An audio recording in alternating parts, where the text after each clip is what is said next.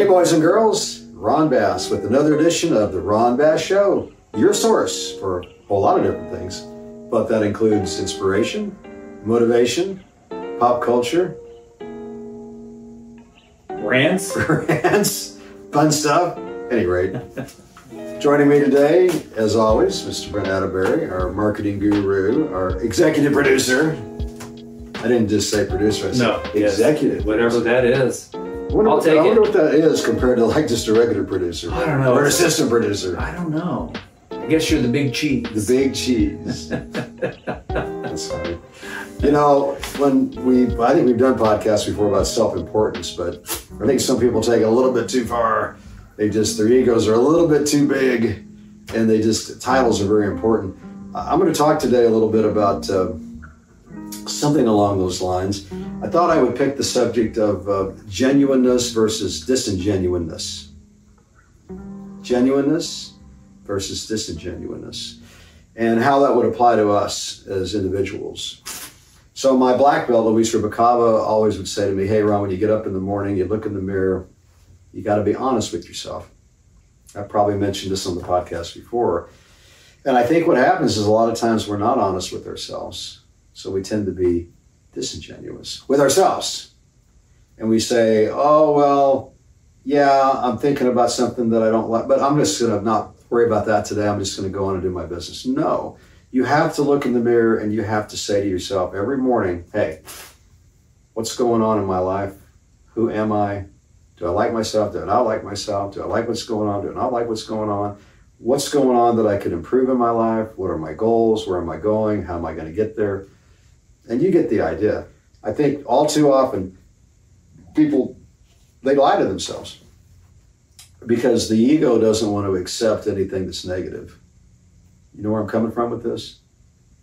I think that it's just human nature to not be honest with ourselves because we don't want to believe that we're not popular or that we're not successful or that we're not doing all the right stuff or that we're not faithful or that whatever it is. And I think it's really super important to look in the mirror and say, okay, man, I got to do something about this. Look at my weight. By the way, there's a gal at the gym she's a big girl, like her, she's tall and she's wide, and you could tell that it's really hard for her to probably lose weight, but she is losing the weight, man. She's beautiful too, like in the face, very pretty. And today I walked up to her and I know her well enough that I could say that. I said, man, you're getting really skinny. I overplayed it a little bit because I wanted to make the point. And I thought to myself later, should I have said that? Should I have not said that? Did she take offense to that? Does she appreciate that? I know it's a touchy thing what I did, but I feel like not enough people are complimenting her because they're afraid to say something. And the one thing I've learned is I'm not trying to win a popularity contest. I'm trying to help people based on my life's experiences. So I felt like even if that made her mad at the moment, which I don't think it did, it was still worth it to let her know that, hey, she's making progress. And this girl's probably like, I'd say at her peak was 300 pounds. I'd say she's down to probably 250 now. I may be off a little bit, but the bottom line is she's making, obviously that's a lot of percentage. 50, that'd be like almost 20%. And I can't help but look at her because she's so pretty in the face and she smiles. I mean, it radiates. And I don't really know her that well, but I just felt compelled to say that today. So I said that to say this. Hey man, if you're out and about and you see somebody that you know and they're making progress, compliment them. People don't compliment themselves as it is. Like you need to compliment them if they deserve the compliment. I always tell my friends, hey, pat yourself on the back, be your own best cheerleader. I think we beat ourselves up way too much. Way too much. Well, you tell me all the time, you go, hey, how do you take a compliment? Thank you. Yeah. And the psychology behind that is that when you say, oh, I don't really deserve that, or they'll say, hey man, you're really looking good. Oh, well, I don't really think so. What you're really saying is that you don't have confidence in yourself. That's a bad thing. When you say thank you, it's very genuine, and the person that gave you the compliment knows that, hey, they did the right thing too, that was deserving. And it shows a lot of confidence. So that's a really important thing, guys. When somebody pays you a compliment, just remember to keep it really simple and respond with, thank you. That's all you got to say. And then turn it back to them. Hey, man, how are you doing? What's going on in your life? Never talk about yourself. Now, if you're in an interview, that's one thing. If somebody's purely curious about something specific in your life and they want to ask you, I'm not saying you shouldn't respond to that. But just to sit around and gloat on yourself and talk about yourself, that's not what people want to hear. They got their own problems. And then when you're in a leadership position, you have to be almost selfless. That's the only way you're really going to be able to help anybody else. And when you're in a leadership position, that's your role, is to be helpful, to mentor. On that note, one of my employees and his wife, who I've been after forever to go to the gym, because they're both like 30-something years old and they're not in very good health and they're, have too much weight on them and et cetera, et cetera, et cetera. And they both have some emotional, mental issues and on and on and on. And I've been on them for like a year to go to the gym. And I'll be darned if today they actually showed up at the gym and they got on the treadmill and the Stairmaster, and that was exciting. And I complimented them. I said, "That's fantastic that you did that." Wow. Yeah. So that's Ron. So it's another example of you become who you surround yourself with. Mm-hmm. So they were around me preaching about the gym every day for over a year. And guess what? Now, will they go back? I don't know. But hey, even one day was better than nothing. Yeah. And the chance that they will continue to go or go sometimes is still higher than it would have been had I not been around them for the last year. So keep that in mind, guys. Don't ever give up on anybody. Stay the course. In other words, don't be impatient when you're trying to help somebody. It may take them a long time, man. It may take years. It doesn't matter. If you're doing the right thing, that's really more important. But to be able to influence other people, you have to be very patient. You were going to say something, sir? No, I just agree with you. Oh, thank you. Well, glad somebody does. You're leading by example, and you always say, never give up. Well, and it's usually when you were referencing maybe you're trying to achieve a goal or you're trying to get where you're trying to go. Yeah. Never give up on someone else when you're trying to help or encourage or get them in a better place. It should be the same passion that you should want to not give up on yourself as well as somebody else. And I can, look, all of us have had frustrations with our friends and family and people we try to help. We know how that can often go the wrong direction. But guys, you just have to stay the course. I have a guy that used to be my fitness trainer. This is like 30 years ago when I was first starting to get into some fitness. And I would pay him to take me to the gym and be my trainer. He was in his 20s then. He's in his 50s now. And he came by my office yesterday, and he's homeless. He has a hernia that's like out to here. I mean, I don't even know how he's alive. The teeth are gone. He's obviously on drugs. He had no food, no shoes. I gave him some money, gave him some food. And you know what? This is not the first time that he's done this. This has been going on for years. And we talk every time, and hey man, you need to get sober, you need to get a job, you need to get your life right, blah, blah, blah, blah, blah. And it just doesn't happen, but you can't give up. You have to, you can't be judgmental either. I think last night I pulled into a Casey's convenience store in my city, and I hear this guy cussing out loud, screaming and yelling. Apparently a guy across the street was doing some construction work and was yelling at this guy who was in front of Casey's, "Get a real job," because I guess he thought he was panhandling. And this guy was cussing like, "F you, blah, blah, blah. I don't need you to tell me how to," blah, blah, blah. And when I got out of my car, I thought, this guy may want to fight. I don't know. But he was so gracious. He opened the door for me. And I thought to myself, that usually means he's probably wanting to see if I would give him some money, which is a very smart way to do that, instead of like, "Hey, can I get some spare change?" Well, he never asked me for any money. I thought that was interesting. On another note, though, I was at the same convenience store yesterday, and a lady walked up to me with no teeth, and she said, "Do you have any spare change? My car over here is out of gas." And I thought to myself, she's hustling me, because this has happened before. I said, "No, ma'am, I'm sorry. I don't." And I really didn't have any change on me. I have my card. So I go in the store, and about 2, 3, 4, 5 minutes later, this guy walked up, and I could tell it was the guy that was in the truck apparently they were married or friends or whatever. And he had, this is really, really sad to say this because it really broke my heart, to be honest. But he said he had $1.50 in change, and he had like 57 cents on his card. And I said, man, this is not good.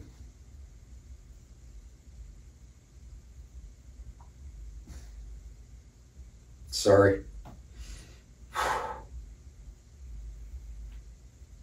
You know, and I'll go ahead and jump in, Ron. I've been there. Yeah. I had someone in a city come up to me and ask me for change at a convenience store gas station. And he said he needed it to get gas so he could make it home. And I said, well, I tell you what, get your vehicle and bring it up here and I'll put gas in it.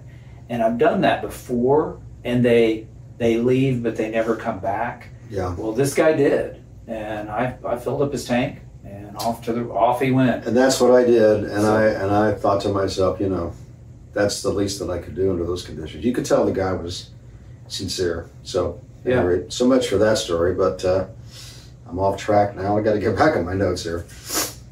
So let me know if you want me to talk about breaking news. Yeah, breaking news. Go ahead. Okay. Let's hear it. Did you know you can now buy your very own flame-throwing robot dog? There's an Ohio-based flame-throwing manufacturer that's come out with a robot dog that will shoot fire up to 30 feet. Oh my God. And you can use it for agricultural burns, snow and ice removal. And the cost is only $9,420. Oh my God! So you're able to buy your own flame throwing robot dog.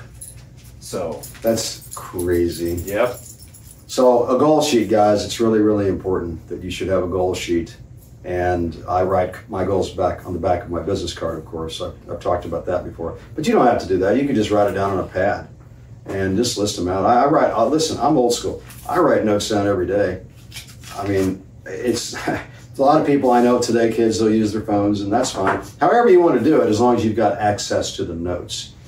And these goals are really important to write them down, because when you review these notes and look at these notes on an ongoing basis, you become what you think about. That's another law of psychology. You become who you surround yourself with. You become what you think about. So it's really important to physically write them down. Don't just think about them and then recite them over and over and over and over again, many times during the day.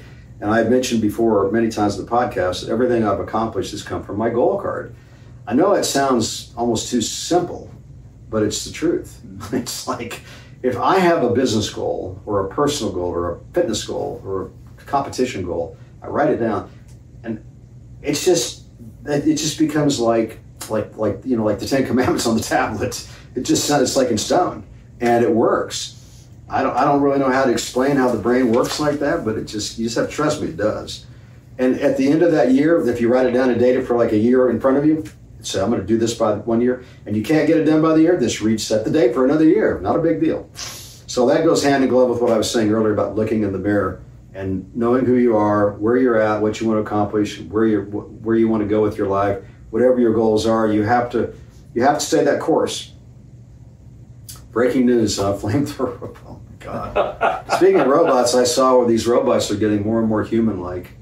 And I don't know, I guess it's just going to be happening more and more. There's so many companies now into that world that the technology is just getting crazier by the minute. And I guess we're going to see robots doing everything at some point. I think you're right. I'm not sure if I like that, but it doesn't really matter. It's business, and it's also convenience for people that, of course, a lot of people are just lazy. They don't want to do what it takes, but regardless of that. So the bad with the good and the good with the bad. Look, guys, you're going to have both. Nothing's going to be perfect. I told somebody at the gym today, man, ain't nothing perfect.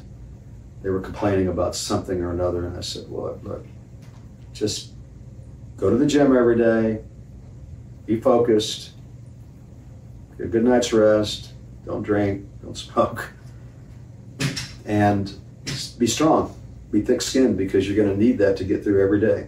I don't care how much money you got, how good looking you are, how much things are going great for you. You're going to have challenges every single day. And on a good day, you're going to be able to overcome them. On a bad day, you're going to struggle. That's just life, man. So don't be naive enough to think that won't be the case, because it will be the case. Can I read my notes here? I'm looking at my notes here. Oh, have a daily schedule. We talked about that before. Yeah. We talked about it, I think, the last podcast. Look, I have a schedule, and it's not fancy, but it works. Every single day, I follow my schedule, and I feel like I get a lot more accomplished that way. Stay the course. It's not a big deal.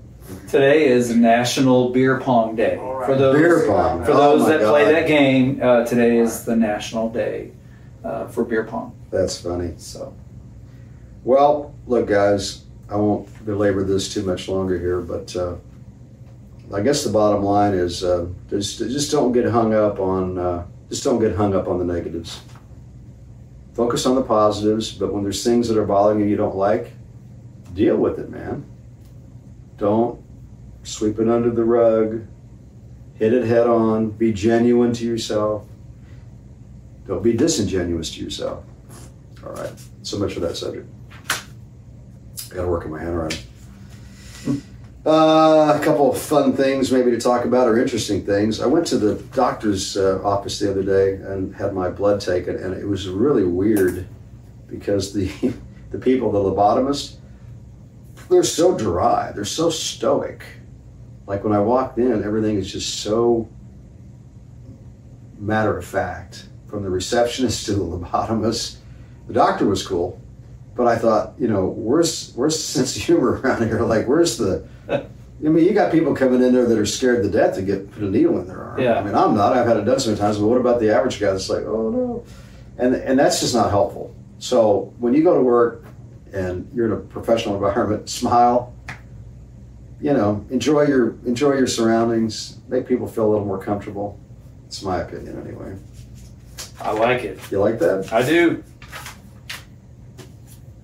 Well, you're one of my best cheerleaders. Brett and I have been through a lot together over the course of a lot of years, and I won't brag on him too much, but this guy's done a lot of very successful things in his life too, and he's been very faithful and loyal to me, which I appreciate a lot. And you don't find that a lot in life, unfortunately. Let's see. So I want to talk a little bit about my friend at the gym today. He is a black belt in Brazilian Jiu-Jitsu, also a boxer and an MMA guy. He's got his own school. We were talking today, and man, he just is so passionate about his art, and we do a lot of competitions. Him and I both do. He's been at it longer than me, but we were talking today about competition, and I went to some competition this weekend and lost, and he was talking to me about, he said, man, every much as that other guy knows, you work out harder than he does, and all things being said, you guys should have been equal. But he said, the difference between you and him, he had the determination to win, and he said he just wasn't going to get. And he's right. I could tell I didn't have that. I didn't flip that switch. This guy, you could tell, man, he came at me like a bat out of hell, boy, and I wasn't prepared for that because he's an old guy, and I thought he would be. I didn't think he'd be like that, but.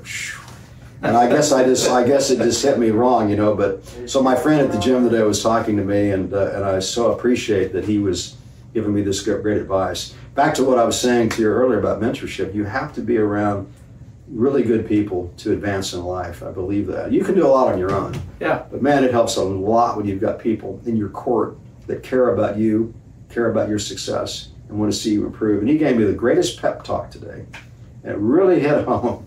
So I'm going to really think about that and chew on that, and I think it's going to be very helpful for me going forward. Just wanted to bring that up. Another friend of mine at the gym today, she's was an addict. This girl's beautiful, in her 40s, hardworking in the gym, probably the most fit girl I've ever met in my life.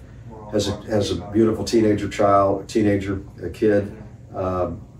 She went to a church event last night and was so moved by the pastor, because they've got like a facility where they bring in homeless people, and in the pastor was saying people just like they drop them off at the front door. Nobody wants them. Nobody have anything to do with them, and they got nowhere to go, and they'll take them in regardless, and knowing that the success rate's probably very low. Most of them are going to go back to drugs and go back to the street, but they try to help everybody. And she actually was so moved that she gave them some money last night.